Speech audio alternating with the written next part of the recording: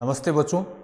कक्षा 9 में हम केदारनाथ अग्रवाल चैप्टर है वो पढ़ रहे थे। उनकी कविता है चंद्र गहना से लौटती बेर। यहाँ पर कवि ने प्रकृति का बहुत ही सुंदर वर्णन किया है। एक किसान, हमने उनके कवि परिचय में, पाठ परिचय में पढ़ा था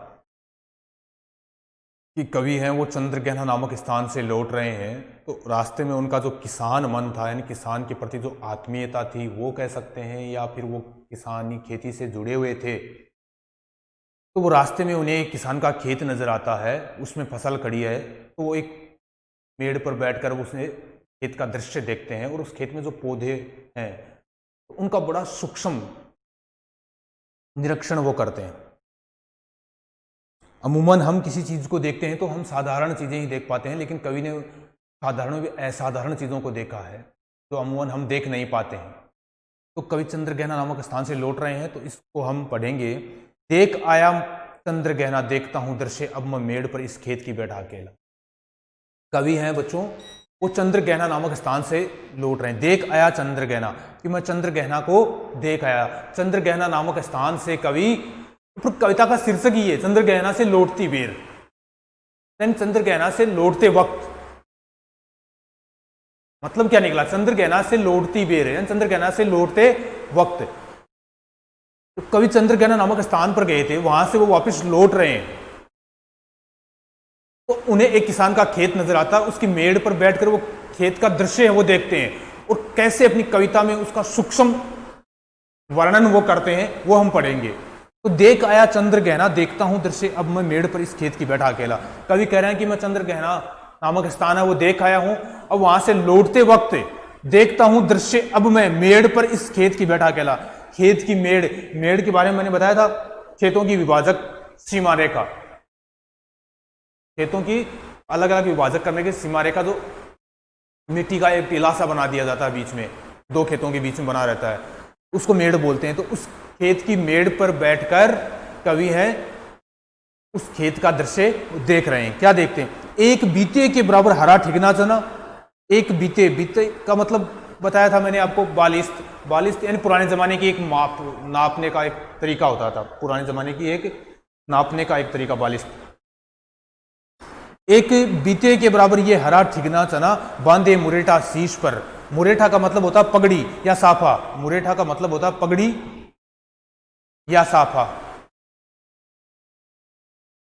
तो कवि क्या कहते हैं, क्या कर रहे हैं? देखो शुरू कैसे करना हमें, कि कवि चंद्र गहना नामक स्थान देखने गए थे, वहां से लौटते वक्त एक किसान का खेत उन्हें नजर आता है। तो उस खेत पर के मेड़ पर बैठकर वो उस खेत का दृश्य देखते हैं। तो उस खेत में क्या क्या देख रहे हैं कि एक बीते यानी एक बालिस्त, एक बीते का मतलब बालिस्त, एक बालिस्त के बराबर एक हरा ठिगना चना, हरा ठिगना चना। अब ठिगना क्यों कहा है कवि ने? चने के पौधे को ठिगना क्यों कहा? कि चने का जो पौधा होता है बच्चों वो छोटा होता है और झाड़ी टाइप होता है, फैला हुआ रहता है। कहता है जैसे छोटा तो बच्चा होता है, कई बार हाइट, व्यक्ति की हाइट कम होती है लेकिन शरीर भारी होता है, तो उसे ठिगना कह दिया जाता है। तो वैसे ही चने का पौधा है वो फैला हो तो उसका काफी रहता है, झाड़ की तरह वो फैला रहता है, लेकिन उसकी हाइट है वो बिल्कुल छोटी होती है, ऊंचाई बिल्कुल कम होती है। तो कवि कह रहे हैं कि वहां पर एक हरा, एकदम हरा ठिगना चने का पौधा खड़ा है। बांधे मुरेठा शीश पर छोटे गुलाबी फूल का, लेकिन मुरेठा उसके सर पे साफा बंधा हुआ है, जैसे दूल्हा बांधता है, शादी होने वाली होती है, दूल्हे के सर पे साफा बांधा जाता है। तो वैसे हरे का जो चने का जो हरा पौधा है उसके ऊपर फूल आया हुआ है। गुलाबी रंग के चने के पौधे पर क्या आते हैं? फूल आते हैं। चने के पौधे पर फूल कैसे आते हैं? गुलाबी रंग के। तो गुलाबी रंग का एक फूल उस चने के पौधे के ऊपर आया हुआ है। तो कवि कहते हैं कि ऐसा लगता है जैसे वो चने का हरा ठिगना चने का जो पौधा है वो अपने सर पे मुरेठा यानी शीश यानी सर, मुरेठा यानी पगड़ी या साफा, तो साफा बांधा हुए है। सज कर खड़ा है, पास ही मिलकर उगी है। सज धज कर खड़ा है, जैसे शादी हो रही हो, दूल्हा बन के बिल्कुल तैयार होके खड़ा है। यहां पर ध्यान रखना है, मानवीकरण कवि ने किया है, प्राकृतिक पदार्थ है, प्रकृति का यहाँ पर कवि ने क्या कर दिया, मानवीकरण। हर चने का पौधा वो एक पौधा है, मनुष्य नहीं है, लेकिन मनुष्य की तरह उसे प्रस्तुत कर दिया। जैसे शादी होती है तो शादी के अंदर तो दूल्हा बनता है, वो सज धज के साफा बांध कर एकदम सज धज के तैयार रहता है, तो वैसे ही चने का जो पौधा है उसमें वैसा कुछ नहीं है, सीधा सा है, हरा चने का पौधा खड़ा है, उसके ऊपर एक गुलाबी रंग का फूल आया हुआ है। तो कवि ऐसा मानता कि ऐसा उससे देखने से ऐसा लग रहा है जैसे हरा चिकना जो चने का पौधा है अपने सर पे साफा बांध कर बिल्कुल सज धज कर तैयार होकर खड़ा है। अब यहाँ पर आपके एक प्रश्न भी है, प्रश्न ये है कि कविता के आधार पर हरे चने का सौंदर्य अपने शब्दों में लिखिए। प्रश्न क्या है आपके पाठ में, कविता के आधार पर हरे चने का सौंदर्य अपने शब्दों में लिखिए। तो यहां तक कवि ने वर्णन किया है वो चने का किया है। तो कवि ने हरे चने का सौंदर्य, तो क्या लिखेंगे कि चने का जो पौधा होता है उसकी ऊंचाई कम होती है लेकिन वो झाड़ की तरह फैला रहता है, उसके ऊपर गुलाबी रंग का फूल आता है। तो कवि ने उसे एक नायक की उपमा देते हुए, एक नायक के समान मानते हुए कहते हैं, एक दूल्हे के समान भी आप कह सकते हैं, नायक भी कह सकते हैं, के समान, जैसे वो अपने सर पे साफा बांधकर बिल्कुल सज धज कर खड़ा है। तो ये इस प्रश्न का उत्तर हो जाएगा। फिर है, पास ही मिलकर उगी है बीच में अलसी हटीली। अलसी का मतलब है अलसी का पौधा, और हटीली हठपूर्वक,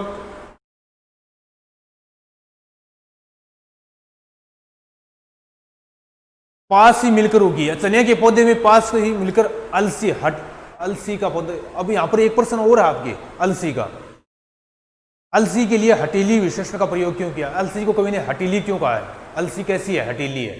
हटीली शब्द क्या है? विशेषण शब्द है। विशेषण शब्द संज्ञा या सर्वनाम की विशेषता बताने वाले, तो संज्ञा शब्द है अलसी, उसकी विशेषता बता रहा है कि अलसी कैसी है, हटीली है। अब प्रश्न ये है कि हटीली क्यों कहा है उसे? तो अलसी का पौधा है वो लगाया नहीं जाता, हठपूर्वक अपने आप उगा हुआ है। जैसे घास खेतों में उगती है ना, फसल बोई जाती है, लेकिन घास थोड़ी ना बोई जाती है, घास अपने आप उग जाती है, हठपूर्वक, बलपूर्वक, अपने हठपूर्वक वो वहां पर उत्पन्न हो जाती है। तो वैसे ही अलसी का जो पौधा है वो हठपूर्वक अपने आप उगा हुआ है। अब देखो अलसी का कवि एक नायिका के रूप में उसका वर्णन कर रहे हैं, एक हटीली नायिका, हट करने वाली नायिका, दुल्हन। नायक किसको कह दिया? चने के पौधे को। अलसी को क्या कह दिया कवि ने? नायिका के समान वर्णन कर दिया, हटीली नायिका। अब हटीली नायिका का मतलब ये है बच्चों, ध्यान में रखना है, एक होती है कृशगात्री नायिका, ध्यान देना इस पर। कृशगात्री नायिका, कृशगात्री नायिका का मतलब क्या होता है? वो नायिका जो अपने रूप सौंदर्य पर घमंड करने वाली, अपने रूप सौंदर्य पर घमंड करने वाली नायिका को क्या कहते हैं? कृशगात्री नायिका या हटीली। तो वैसे ही अपने रूप सौंदर्य पर घमंड करने के कारण उसे क्या कह दिया? हटीली नायिका कहा है, जो हठपूर्वक खड़ी है। देखो कैसे वो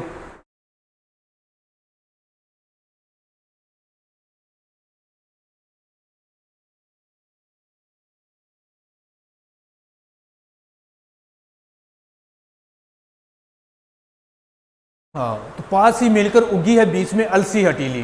अब उनके चने के पौधे के पास में ही अलसी का पौधा है, वो हठपूर्वक वहीं पर उगकर खड़ा हुआ है।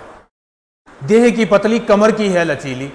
अब देखो अलसी के पौधे की विशेषता क्या है? देह, वो बिल्कुल पतला पौधा होता है, तना उसका है वो बिल्कुल पतला होता है, तना उसका क्या है? बिल्कुल पतला होता है। कमर की लचीली, कमर उसकी लचकती रहती है। नीले फूले, फूल को सिर पर चढ़ाकर, और अलसी के पौधे पर जो फूल आता है वो नीले रंग का होता है, नीले रंग का।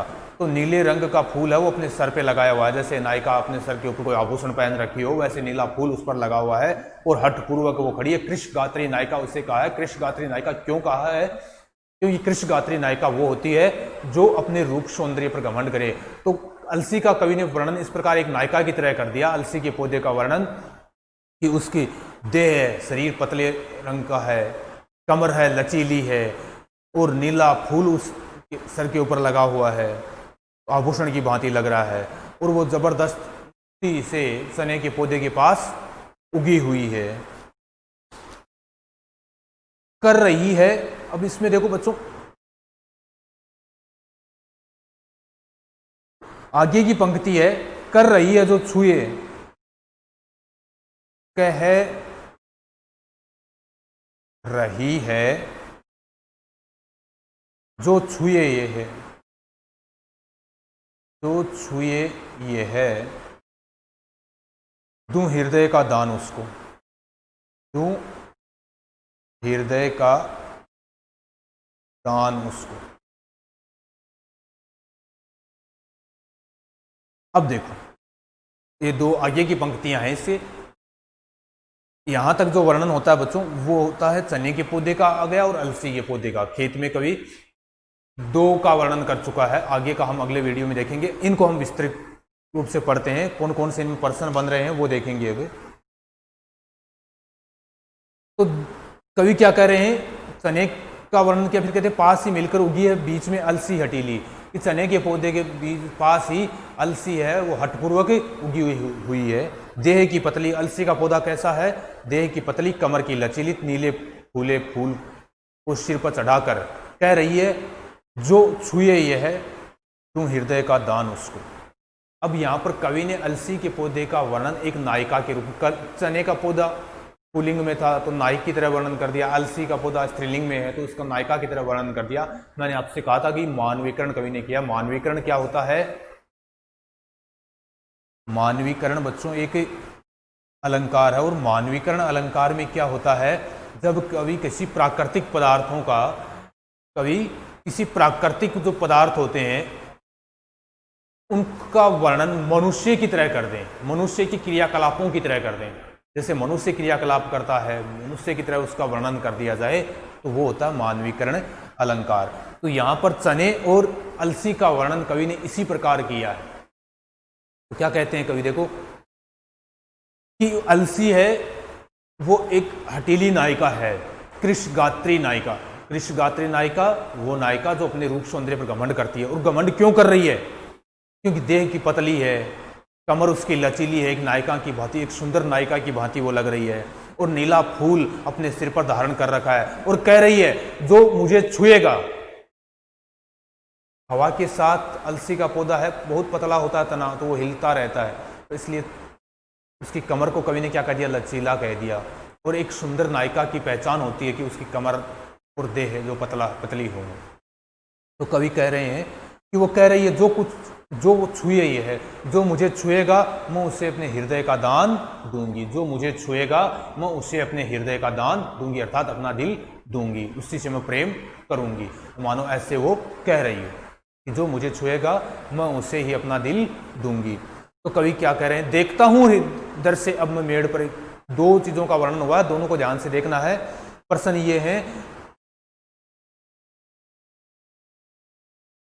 कि पहला तो ये बनता है, अगर ये आ गया और आपसे कहा जाए पद्यांश के आधार पर नीचे दिए गए प्रश्नों के उत्तर दीजिए, तो प्रश्न कैसे कैसे बन सकते हैं। कविता के आधार पर चने के पौधे की रूप सज्जा का वर्णन कीजिए, आपकी पाठ्य पुस्तक में भी है। हरे चने के सौंदर्य का वर्णन कीजिए, एक ही बात है। तो हरे चने का पौधा है, इसका उत्तर क्या हो जाएगा, हरे चने का पौधा है वो ठिगना है, अर्थात चने का पौधा है वो झाड़ की तरह फैला रहता है, लेकिन उसकी ऊंचाई बहुत कम होती है, उसके ऊपर गुलाबी फूल आते हैं, तो ऐसा लगता है मानो कि वो सज धज कर तैयार खड़ा है, अपने सर पे साफा बांध रखा है। दूसरा, चने के पौधे को ठिगना क्यों कहा, ये भी इसी में आ गई। कवि ने अलसी को हटीली क्यों कहा है, क्योंकि वो हठपूर्वक अपने आप चने के पौधे के पास खड़ी हुई है, और वो एक कृशगात्री नायिका के समान है जो अपने रूप सौंदर्य पर घमंड कर रही है, क्योंकि उसकी देह पतली है, उसका शरीर है वो पतला है, और उसकी कमर लचीली है, उसने नीला फूल धारण कर रखा है, इसलिए वो एक हटीली नायिका के समान है। फिर कवि ने अलसी के किस रूप की कल्पना की है, इसमें वो बात आ जाएगी। कवि ने अलसी के किस रूप की कल्पना की है, तो कवि ने अलसी के कृशगात्री नायिका के समान उसकी कल्पना की है, जिस प्रकार कृशगात्री नायिका अपने रूप सौंदर्य पर या एक हटीली नायिका के समान, आप कृष्णगात्री अगर आपको ध्यान में ना रहे, ना लिखा जाए तो एक हटीली नायिका के समान उसका वर्णन किया है जो अपने रूप सौंदर्य पर घमंड करने वाली होती है। ठीक है। अलसी के लिए हटीली विशेषण का प्रयोग, अलसी के मनोभावों का वर्णन कीजिए। एक प्रश्न आपकी पाठ्य पुस्तक में यह भी है, अलसी के मनोभावों का। तो अलसी के मनोभाव ये हैं कि अलसी का पौधा है वो, अलसी के मनोभाव, तो अलसी है वो एक हटीली नायिका के समान है, जिसकी कमर है वो लचीली है, देह उसकी पतली है, और वो ये कह रही है कि जो मुझे छुएगा मैं उसे ही अपना हृदय दान में दूंगी। तो ये बातें इसमें यहाँ पर तक जो प्रश्न बन सकते हैं वो भी मैंने आपको बताए। और एक बार मैं इन सब का पंक्तियों का अर्थ आपको पुनः बता देता हूँ। देखता हूँ दर से अब मैं मेड़ पर इस खेत की, बेटा कवि हैं चंद्रगहना नामक स्थान से लौट रहे हैं। लौटते वक्त उन्हें एक किसान का खेत दिखाई देता है, तो उसकी मेड़ पर बैठकर वो उस खेत का दृश्य वो देखने लगते हैं। तो वहां पर उन्हें क्या क्या दिखाई देता है उसके बारे में वर्णन करते हुए कहते हैं कि एक बीते के बराबर ये हरा ठिगना चना, वहां पर एक बीते के बराबर एक छोटा चने का पौधा खड़ा हुआ है जो कि ठिगना है, अर्थात चने का पौधा जो होता है वो झाड़ की तरह फैला रहता है, ऊंचाई कम होती है। उसके ऊपर बांधे मुरेटा शीश पर छोटे गुलाबी फूल का, उसके ऊपर एक नील गुलाबी रंग का फूल खिला हुआ है। तो ऐसा लगता है मानो कि वो सज धज कर तैयार होकर खड़ा हो और अपने सर पे साफा बांध रखा हो। पास ही मिलकर उगी है बीच में अलसी हटीली, और उसके पास में एक अलसी का पौधा है वो हटपुरुक उगा हुआ है, वो एक हटीली नायिका के समान लग रहा है। क्यों? क्योंकि देह की पतली कमर की है लचीली। अलसी का पौधा है वो पतली देह है, उसका शरीर पतला है और उसकी कमर है वो लचीली है, और उस पर नीले फूल उसके अपने सर पे सजे हुए हैं, हवा के साथ वो हिलता रहता है। कह रही है जो छुए ये है दूं हृदय का दान उसको, और जो मुझे छुएगा मैं उसे अपने हृदय का दान दूंगी, अर्थात मैं अपना दिल दूंगी। तो चने का वर्णन कवि ने किसके तरह किया? एक नायक की तरह किया है। और अलसी का रूप सौंदर्य किसकी तरह किया है? एक नायिका के समान। किसके समान? एक नायिका के। कवि ने यहाँ पर क्या किया है? प्रकृति के जो पदार्थ हैं उनका मानवीकरण किया है। कवि ने क्या किया है यहाँ पर बच्चों? प्रकृति का मानवीकरण किया। मानवीकरण क्या होता है? मानवीकरण एक अलंकार होता है। इस अलंकार में क्या होता है कि जब कवि किसी प्राकृतिक पदार्थ पर मनुष्य के क्रियाकलापों को थोप दे, यानी जैसे मनुष्य क्रियाकलाप करता है वैसे ही क्रियाकलाप प्राकृतिक पदार्थों को दर्शा दे, तो वहां पर मानवीकरण अलंकार हो जाता है। अब अलसी का एक पौधा है जो पतले, तना उसका पतला होता है, हवा के साथ वो हिलता रहता है, तो कवि ने उसे कह दिया, अब उसको उगाया नहीं गया, वो अपने आप उगाया तो हटीली कह दिया। तो कवि कह रहे हैं कि वो पतले शरीर, कमर पतली, सर पे नीला फूल, तो उसे एक हटीली नायिका के समान बता दिया जो अपने रूप सौंदर्य पर घमंड करती हो। तो यहाँ तक बच्चों ये चैप्टर हो गया। कहाँ तक हुआ? कह रही है जो कुछ हुए दूं हृदय का दान उसे। आगे का जो चैप्टर है वो हम अगले वीडियो में देखेंगे।